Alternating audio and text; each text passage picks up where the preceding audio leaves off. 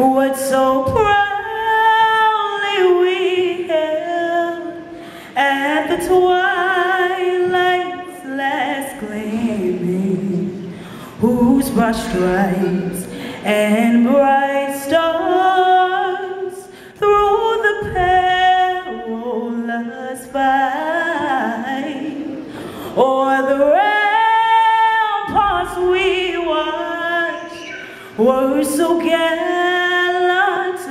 streaming, and the rockets wrecked loud, the bombs bursting in again